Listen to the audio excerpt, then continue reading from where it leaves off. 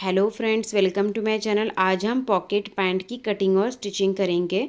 तो इसके लिए हमने 2.25 मीटर फैब्रिक लिया है और इस फैब्रिक को हमने डबल फोल्ड करके रखा है। ये देखिए, यहाँ पर ये ओपन साइड है। सबसे पहले हम फ्रंट का पार्ट कट करेंगे।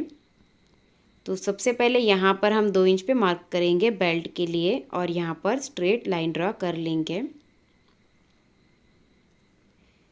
उसके बाद हम लेंथ लेंगे। तो पैंट की रेडी लेंथ है 37 इंच। तो बेल्ट को छोड़ के हम 37 इंच पे मार्क करेंगे और 2 इंच फोल्डिंग के लिए ले लेंगे। उसके बाद हम यहाँ पर स्ट्रेट लाइन ड्रॉ कर लेंगे। अभी हमें यहाँ पर कमर का मेजरमेंट डालना है। तो कमर के लिए हमें हिप का 4th part plus 2 inch margin लेना है। तो हिप है 36 इंच, उसको 4 से डिवाइड करेंगे तो वो आ जाता है 9 इंच। प्लस 2 इंच मार्जिन लेंगे तो वो आ जाता है 11 इंच। तो यहाँ पर हम कमर लेंगे 11 इंच का। फॉर्मूला सभी साइज़ के लिए सेम रहेगा। अभी यहाँ पर हम कमर लेंगे 11 इंच। उसके बाद यहाँ से हम आसन लेंगे। तो आसन के लिए भी हिप का 4th part plus 2 inch margin लेना है। तो हिप है 36 इंच, उसको 4 से डिवाइड करेंगे तो वो आ जाता है 9 इंच। प्लस 2 इंच मार्जिन लेंगे तो वो आ जाता है 11 इंच।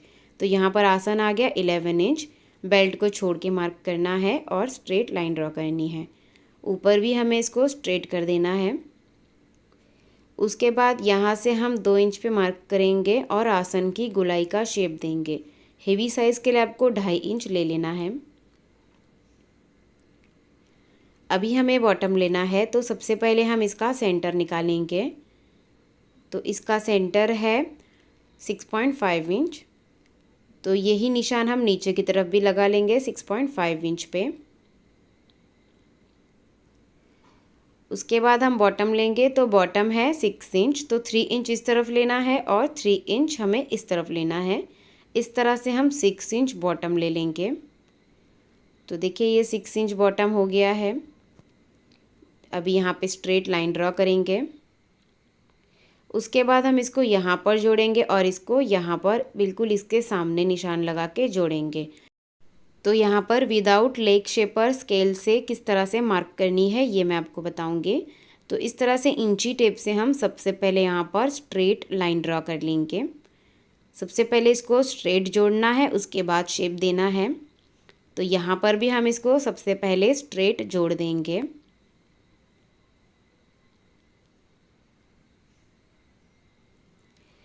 उसके बाद हमें शेप देना है। तो यहाँ पे ये जो लाइन है, इस लाइन का हमें सेंटर निकालना है। तो ये 26 है, इसका सेंटर आया 13 इंच। तो यहाँ पर हम बिल्कुल इसके सेंटर पे निशान लगा लेंगे 13 इंच पे। उसके बाद यहाँ से हम अंदर की तरफ 1 इंच पे मार्क करेंगे और उसके बाद हम इसको यहाँ से जोड़ देंगे यहाँ तक। उसके बाद इस तरह से हमें इसको कर्व शेप में जोड़ देना है। तो ये हमारा परफेक्ट शेप आ जाएगा। इसी तरह से ये वाली लाइन के भी सेंटर पर हम एक निशान लगा लेंगे। तो ये 13 इंच है, तो 13 इंच पर निशान लगा लेंगे इसके सेंटर पे और यहाँ से अंदर की तरफ 1 इंच लेंगे और यहाँ पे भी इस तरह से हम शेप दे देंगे। तो यहाँ पर अंदर की तरफ हमने 1 इंच लिया है, आप यहाँ पर 1/2 इंच भी ले सकते हैं। तो इस तरह से ये शेप ड्रॉ हो गया है। तो बिना लेग शेपर के इस तरह से शेप ड्रॉ करना है। अभी फ्रंट पार्ट की कटिंग करेंगे। तो ये अंदर वाली जो मार्किंग है, इसी के ऊपर से हम कट करेंगे।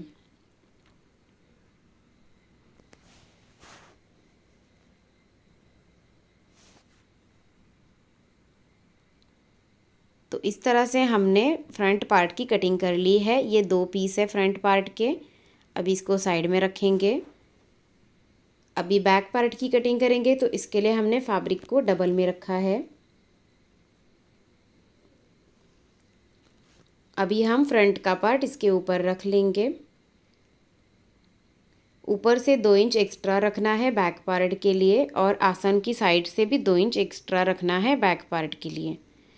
अभी बैक पार्ट में हमें कुछ चेंजेस करने हैं जिससे कि पैंट उठने बैठने में कंफर्टेबल रहता है। तो ये वाली जो साइड है, इसमें हमें कोई चेंज नहीं करना है। इसे हम एज इट इज़ मार्क कर लेंगे बॉटम तक।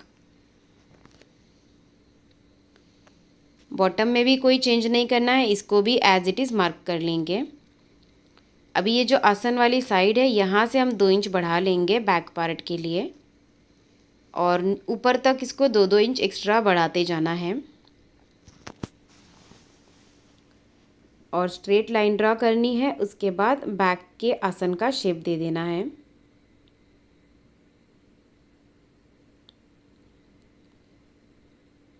अभी ये वाला पार्ट हमारा यहाँ तक ही रहेगा, तो इसको हम यहाँ से यहाँ तक तिरछा जोड़ेंगे।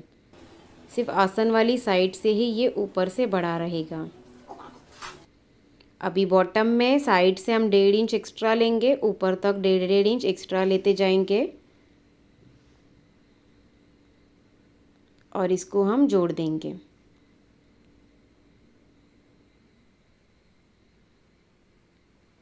तो बैक पार्ट की मार्किंग हो गई है। अभी फ्रंट पार्ट को हम साइड में रखेंगे और अभी हम बैक पार्ट की कटिंग करेंगे।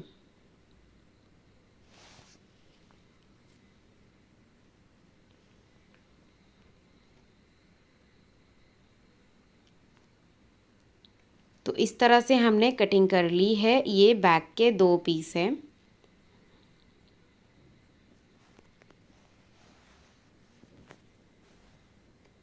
और ये फ्रंट के 2 पीस हैं। अभी दोनों पार्ट्स की सीधी साइड हमें अंदर की तरफ रखनी है। उसके बाद हमें आसन में सिलाई लगानी है दोनों साइड में। तो हमने आसन में सिलाई लगा ली है दोनों पार्ट्स में। उसके बाद अभी बैक पार्ट को साइड में रखेंगे और फ्रंट पार्ट में हम पॉकेट अटैच करेंगे। तो फ्रंट पार्ट को ओपन करके रखना है, सीधी साइड ही रखनी है इसकी।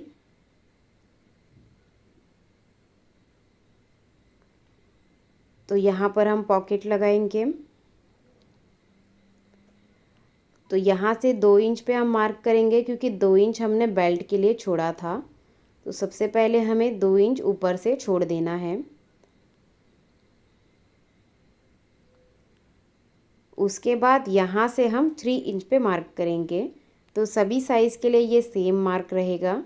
उसके बाद यहाँ से 6 इंच पे मार्क करेंगे। तो ये भी सभी साइज़ के लिए सेम रहेगा। अब यहाँ से हाफ इंच अंदर की तरफ मार्क करेंगे और स्ट्रेट लाइन ड्रा कर लेंगे यहाँ तक। अभी हम पॉकेट की कटिंग करेंगे। तो पॉकेट के लिए ये हमने एक फैब्रिक का पीस लिया है। इसकी लेंथ है 11 इंच और इसकी विड्थ है 14 इंच। अभी हम इसको विड्थ वाइज फोल्ड कर लेंगे।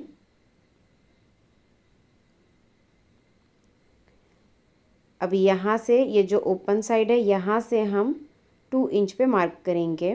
सभी साइज़ के लिए सेम रहेगा। उसके बाद यहाँ से हम 6 इंच पे मार्क करेंगे, क्योंकि यहाँ पे हमने 6 इंच पे मार्क किया था। अब यहाँ पे भी हाफ इंच अंदर की तरफ दोनों साइड में मार्क कर लेना है और स्ट्रेट लाइन ड्रा कर लेनी है।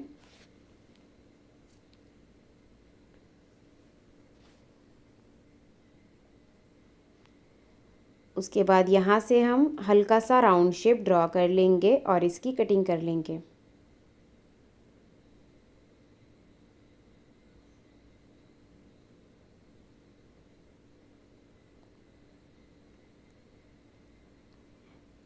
तो अभी हम पॉकेट को अटैच करेंगे। तो इस तरह से इसको ओपन करेंगे और ओपन करते हुए जो हमने निशान लगाए हैं तो निशान से दोनों को मिला लेना है और यहाँ पर हम स्टिच करेंगे। तो दोनों की सीधी साइड हमें अंदर की तरफ ही रखनी है। तो देखिए यहाँ से यहाँ तक हमने इसको स्टिच कर लिया है। अभी यहाँ पर हम दोनों साइड में हाफ इंच का कट लगा लेंगे। तो ध्यान देना है कि सिलाई के एकदम बाजू में लगाना है, सिलाई कट नहीं करनी है। तो इस तरह से हमने हाफ इंच का कट लगा लिया है।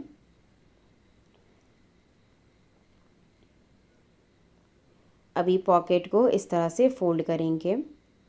अभी ये जो कर्व शेप है इसको हमें स्टिच करना है। तो यहाँ पर सिर्फ पॉकेट को ही स्टिच करना है, नीचे वाले फैब्रिक को हमें स्टिच नहीं करना है। तो हमने इसको स्टिच कर लिया है। अभी पॉकेट को हम सीधी साइड में टर्न करेंगे।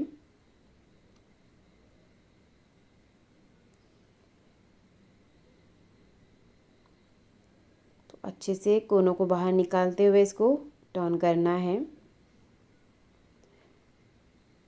इस तरह से। अभी पॉकेट को हम अंदर की तरफ पलट देंगे। तो यहाँ पर हमने कट लगाया था तो ये इजीली अंदर की तरफ टर्न हो गया है, ये देखिए।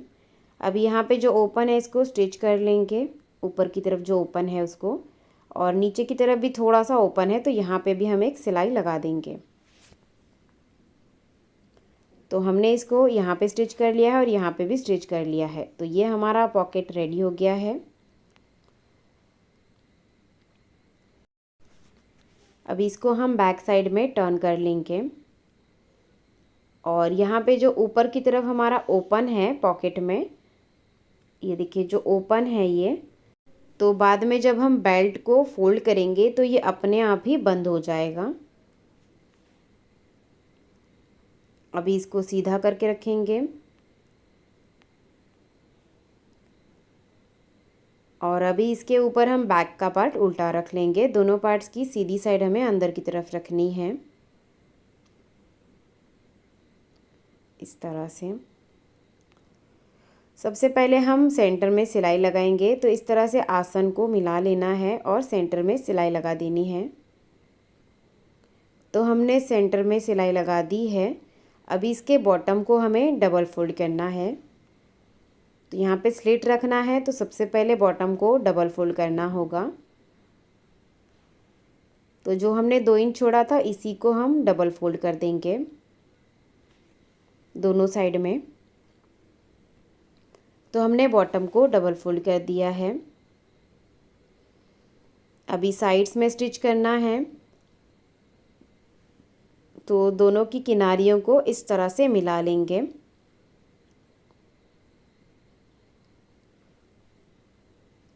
और साइड से हम स्लिट रखेंगे 2 इंच का, तो 2 इंच पे मार्क करेंगे और उसके बाद यहाँ से यहाँ तक हम इसे स्टिच कर लेंगे। तो यहाँ पे जो पॉकेट है तो पॉकेट को हमें बंद नहीं करना है, जो ऊपर की तरफ जो फैब्रिक रहेगा उसी को हमें स्टिच करना है।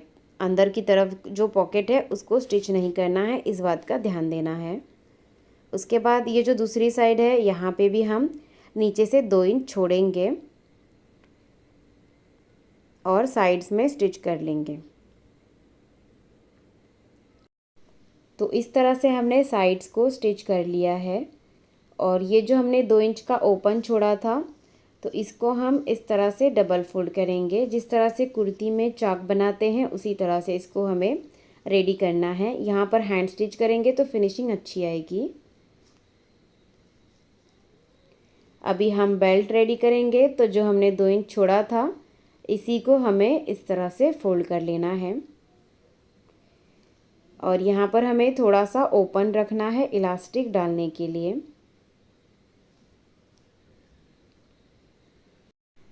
तो हमने इसको फोल्ड कर लिया है। अभी यहाँ पर हमने ओपन रखा है, इसमें से इलास्टिक पास करेंगे। तो ये हमने इलास्टिक लिया है और इलास्टिक की जो लेंथ है वो हमने 27 इंच की ली है। अभी हम एक पिन लेंगे और पिन में हम इलास्टिक लगाएंगे और इलास्टिक को इसके अंदर पास करेंगे। एक साइड से डालना है और दूसरी साइड से बाहर निकालना है। तो हमने इलास्टिक डाल दिया है। अभी इसको ओवरलैप करके स्टिच करेंगे। तो हमने इसको स्टिच कर लिया है। अभी इसको अंदर करना है और जो हमने ओपन रखा है इसे स्टिच करना है। तो हमने इसको स्टिच कर लिया है। अभी इसको खींचते हुए इसके सेंटर में एक सिलाई लगा देनी है। तो इस तरह से ये इलास्टिक हमने यहाँ पे लगा लिया है। तो ये हमने राइट साइड में पॉकेट बना लिया है, ये देखिए।